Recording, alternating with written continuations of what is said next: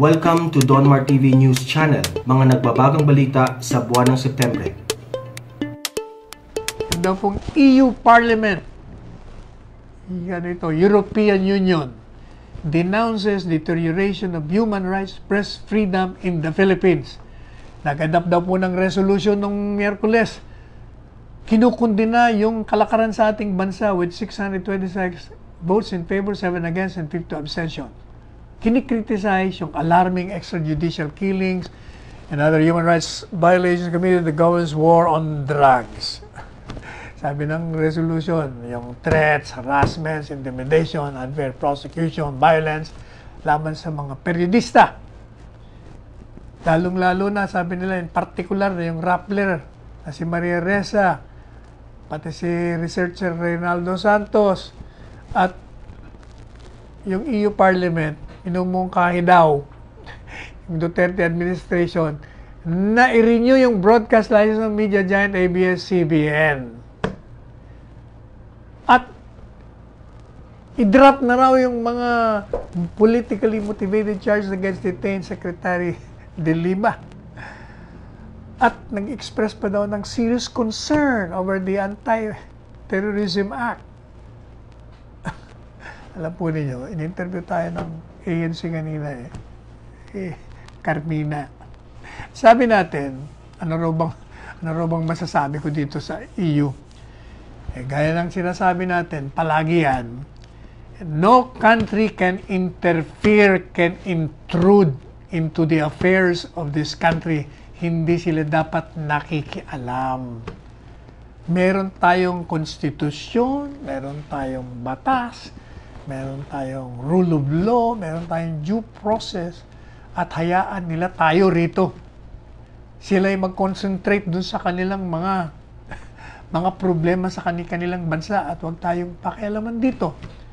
Yung mga binabanggit nila, yun naman galing lang naman sa mga critics at detractors na pinalalaki, yung maliit, yung wala, binibigyan ng buhay. O yan ang problema. Kaya, sabi natin, meron pa daw, ano raw masasabi natin doon sa, meron daw banta na i-revoke yung trade incentives. Sabi ko sa kanya, tanungin mo si Secretary of Foreign Affairs, Teddy Boy Locsin, sapagkat yun ang kanyang teritoryo. Sabi naman ni Secretary Boy, Teddy Boy, kausap natin kanina, yun daw pinufocus niya, maglalabas siya ng mga pahayag doon. Anyway, kaya yung mga nandyan sa EU, nagmo-monitor naman sa atin yung EU Pwede ba? Huwag na kayong makialam sa amin. You focus on your own problems. Do not interfere. Do not intrude into the affairs of this country and this government. Do not assault our sovereignty. Wala kayong karapatan na makialam sa aming soberentiya at sa kung paano namin pinapairal ang aming mga batas dito. Kaya mag-focus na lang kayo sa inyong attention. Meron po tayong binabalita rito na yung ating bansa is pushing for the early COC conclusion dyan sa ASEAN Meet. Bilang coordinator po ng ASEAN-China Dialogue, kailangan matapos kagad itong mga negosasyon dyan po sa Code of Conduct sa South China Sea. At during po the 27th ASEAN Regional Forum na ginanap noong September 12, yung ating Secretary of Foreign Affairs na si Teodoro Teddy Boy Locsin Jr. Nagsabi na, we will push as hard as it can for the conclusion of an effective and substantive Code of Conduct in the South China Sea. The Philippines hopes to make substantial headway on the second reading of the negotiating draft before turning over the co-chairmanship of the negotiations to Myanmar next year. Yung ating pong kasing bansa, ang chairman ngayon. Kaya minamadali na natin na magkaroon na ng matapos na yung Code of Conduct na yan para maging giya na ito sa lahat ng bansa kung anong dapat na mga postura nila pag sila'y nandiyan sa South China Sea. Meron pong balita naman natatandaan nyo, merong naghain ng, binanggit natin to sa ating programa, isang dating miyembro ng kabinete na si Secretary Judy Tagawalo.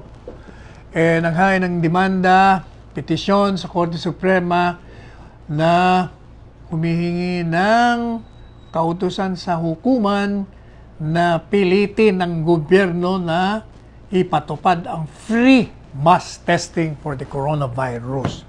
Meron na pong desisyon ng Korte Suprema, a 4-page resolution na nirelease nung Miyerkules. Sabi ng Korte Suprema, yun daw pong mga petitioners, among others, ay nabigo na gamitin nila yung mga remedyo administratively. They failed to exhaust administrative remedies, adding that meron pa namang mga plain and speedy remedy na magagamit nila. Sapagkat yung pong Executive Order number 2, 2016, merong right to information. Doon sila pumasok, sabi ng Korte. The Court said, without a demonstration that an official in the executive branch failed to perform a mandatory non-discretionary duty, courts have no authority to issue a writ of mandamus no matter how dire the emergency. Ano sabi ng Korte? Hanggat hindi ka nagpapakita yung mga petitioners ng isang opisyal dyan sa executive branch nabigo na gumawa ng kanilang trabaho na walang discretion, kung hindi, in other words, no choice, you have to do that because that is your duty under the law. Kung hindi mo maipakita yon, walang kapangyarihan ang hukumang ito na mag-issue ng mandamiento o manda, ang writ of mandamus, kahit na sinasabi mo pang yan emergency. Because the job of the court, ang tungkulin ng hukuman, sabi ng Supreme Court, ay sabihin kung ano ang batas at hindi yung magdikta sa isang kapwa-sangay ng gobyerno na gawin ang kanyang trabaho. Oo nga naman. Tama. Anyway, ano ba itong co-warrant to laban kay Leonen? Gadon at ang OSG ay nagpaplano mag-initiate ng Sereno-like contempt case against Justice Leonen. Ito naman si Larry Gadon. Ito, kaibigan natin. Pero, Larry, mawalang galang na sa'yo. Ang hirap naman sa'yo. Ang problema naman sa'yo, palagi, you want to call attention to yourself. Puro publicity ang hinahanap. Huwag ganyan. Tingnan mo, na-deny tuloy yung na-deny na naman yung request mo dyan sa Korte Suprema. Humihingi ka ng SALN. Kaugnay naman dito kay Justice Marivic Leonen. Pati OSG pala, humingi din. At tinanggihan din ng hukuman na magkaroon ng access to Leonen to initiate a co-warrant similar to that. Bakit? Kasi daw itong si Gadon, meron yatang artikulo si Rigoberto Tiglao sa kanyang column na si Leonen daw, Justice Leonen, ay nabigong mag-file ng kanyang SALN for 15 years. Teka muna. 15 years? Mula anong taon yan? Importante yon. Kung mula anong taon? Mula nung naging professor siya sa UP? Kailan ba siya naging professor? Mga parang 1990s pa yata yun, nung siya magandin. Ibig sabihin, baka 20 taon na yan ang nakakalipas. Alam po niyo, meron tayong mga batas tungkol sa SALN.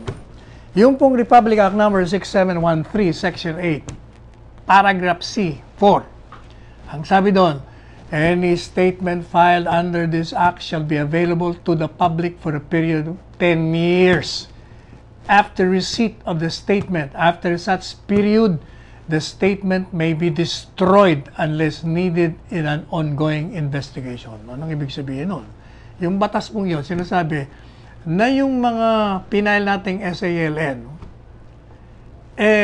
magiging bukas lamang sa publiko yon sa loob ng 10 taon matapos mong final yon. Pagkatapos ng 10 taon, yung statement na yun ay pwede nang sirain ng nag-file. Unless na ito ay kasama sa isang investigasyon. At hindi mo talaga pwede sirain yun. Ano pa? Itong ombudsman naman, nag-issue rin ng memorandum. Anong sabi ng ombudsman?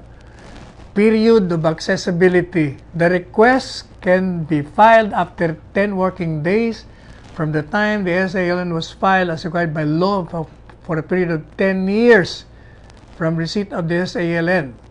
The SALN shall be destroyed 10 years after receipt. Pareho. Sisirain. Teka muna. So, ibig sabihin, kung ang hinihingi yung SALN and 15 years, kung mula yun nung maging professor ito o dean sa College of Law, may gitang 20 taon yan. So, hindi na po pwedeng ibigay kahit na sino humihingi. Mukhang yan ang batas natin. So, paano? Meron naman nagsasabi, ano raw ba daw ang problema ni Soljan Jocalida? Bakit naman daw sinasaliksik yung SALN ng Justice Leonen? Hindi naman may galit. Kayo naman, alam niyo yan si Soljan Jocalida. Yan pag gumalaw yan, trabaho lang palagi yan. Trabaho. Kung walang personalan, walang kinalaman si presidente, basta diskarte niya lang yan. Sa aking pananaw, yung pong ginagawa niya pag-request ng SALN, kasi nga, I think that arose from the column of Rigberto Tiglao. Madalit sabi, nakatanggap siya ng informasyon na baka nga hindi nag-file. Trabaho niya yun. Nasaliksikin kung nag-file nga o hindi. Baka siya naman mapulaan. Dereliction of duty pa siya. Gaya ng ginawa kong pagtatanggol sa kanya na sa pag-file niya kay Sereno. Kaya trabaho lang yung kanya. Anong masasabi natin dito? Depende ho. Kung ano ang magiging basis mo for questioning Justice Leonen's qualification o stay sa Supreme Court. Kasi kung natatandaan po, kung hindi tayo nagkakamali, and most likely hindi ako mali dito, yung basis ng co-warranto, hindi pag-file ng SALN. Kung hindi siya nag-comply na mag-submit ng SALN dun sa Judicial and Bar Council. Iba po yun. Kasi kaya siya nako-warranto because of that. Not because of failure. Kasi sabi niya, nag-submit siya. Sabi ng JBC, mag-submit ka rito sa amin ng SALN ng 10. Hindi siya nag-submit. Kaya, kung hindi ka nag-submit, because that is a requirement for you to be an applicant for a position of Associate Justice o Chief Justice, talagang madi-disqualify ka nga. Kaya makukuwaranto ka. Pero, dun for failure to submit SALN, baka may problema kung yan ang magiging basis mo. Unang-una, hindi po ba yung failure to submit SALN, merong sa batas, pwede ka mag-submit ng delayed SALN. Kailangan magpaliwanag ka kung bakit ka na-delay at kung yung rason mo ay justified hindi pwede kang mag-file. Pero kung hindi justified, ipo-prosecute ka. Pero kung alam natin doon, yung penalty mo doon baka fine, kung meron mang imprisonment, baka maliit lang.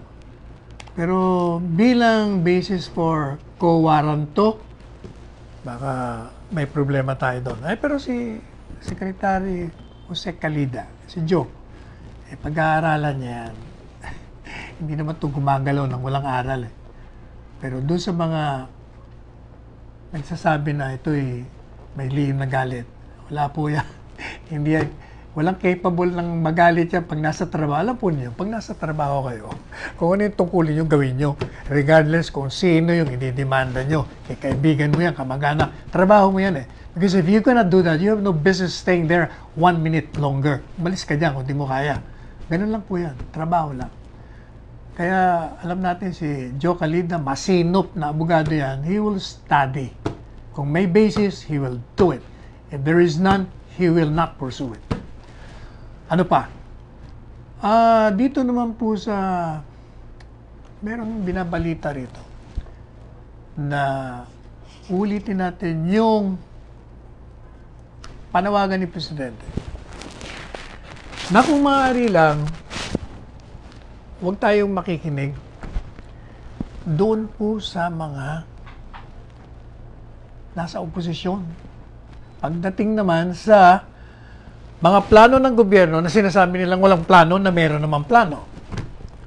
At yung sinasabi nila na mali ang ginawa, like mali ang lockdown. Pero pag nag-lockdown ka naman, mali pa rin.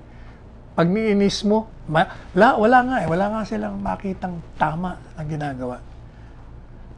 Ang problema ko kasi, pag nakikinig kayo, sabi nga ni Presidente, magugulimihanan kayo.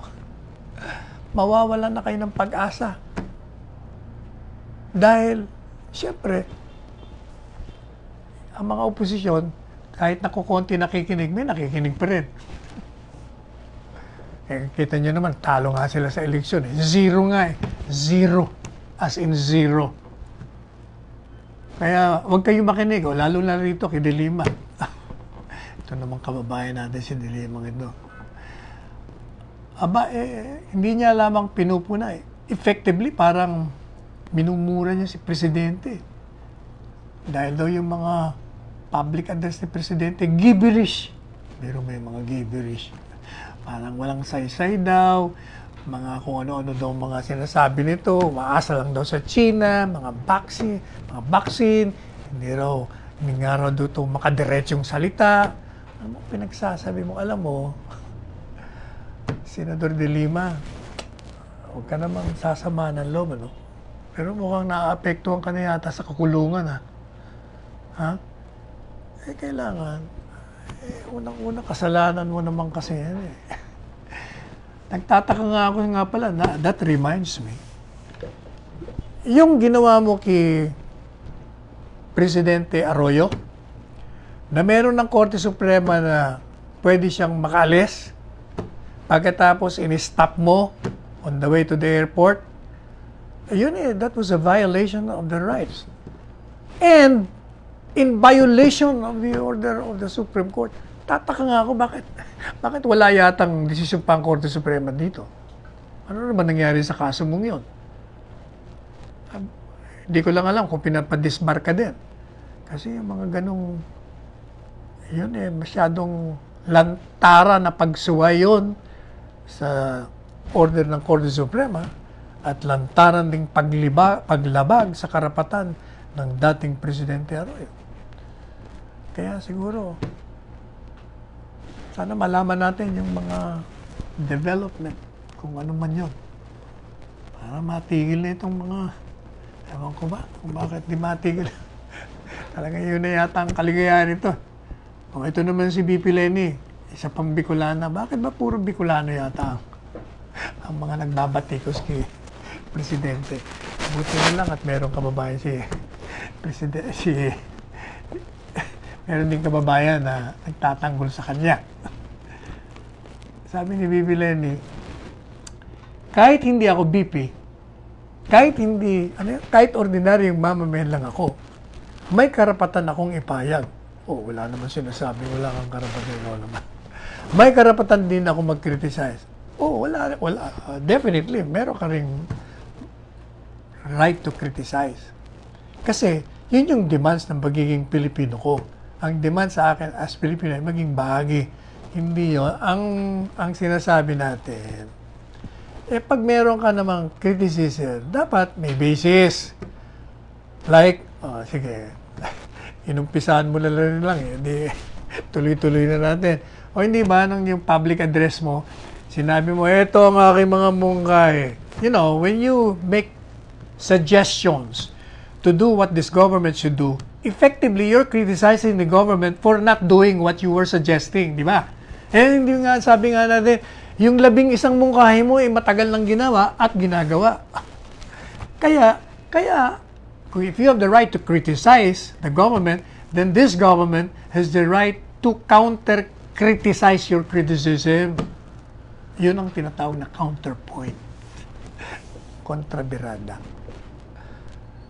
Kaya, hindi mag-criticize ka, okay lang yan. Basta, meron din karapatang balikan ka sa mga kamalian o kawalan ng basihan sa mga sinasabi mo. Dapat si Presidente ay tumitimon. Ano nga ba? Timon talaga siya. Siya na nga ang timon in the midst of pandemic, BP Lenny. Meron daw isa sanang nasa taas na nagsasabi ng lahat ng gagawin daw ng lahat ng agents, whether it's a team or what. Ako yung commander. All hands on deck. Ikaw talaga. Nakikinig ka ba ng every week televised address ni Presidente? Exactly yun nga ang ginagawa niya. Yun ang sinasabi natin. Kaya ka nakikriticize ng programang ito. Parang dispalinghado ang dating Hindi ba? Tapos pupunta mo pa si Duque. Para sa akin, yung problema talaga, yung parang walang sistema.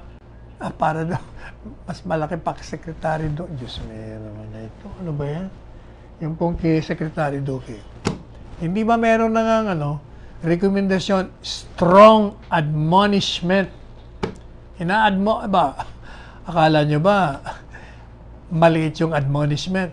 When you are being publicly admonished, malaking bagay yun. Kahit ano pang sabihin mo, it's a cause for his embarrassment.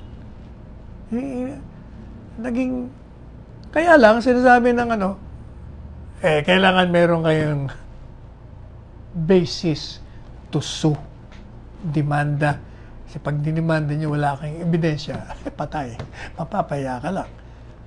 At kung talagang meron naman kayong ebidensya na hindi na consider ng task force ni Secretary Guevara, nobody's stopping you from filing the case. Di ba? Kahit na nga si Secretary Duque, siyempre, nalungkot siya, nasisiraan siya. Mahirap po yung ikaw ay maging paksain ng negatibong publisidad laban sa'yo. Magkakasakit ka dyan. Siyempre, kahit anong sabihin, pag ikaw inakusahan ng isang bagay, ay masasaktan ka. Whether ito'y totoo o hindi.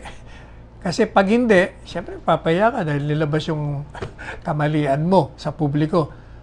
Pag hindi naman totoo, edi siyempre, masasaktan ka rin kasi hindi totoo. Ba't ka ginaganito? Kawawa naman ng pamilya mo.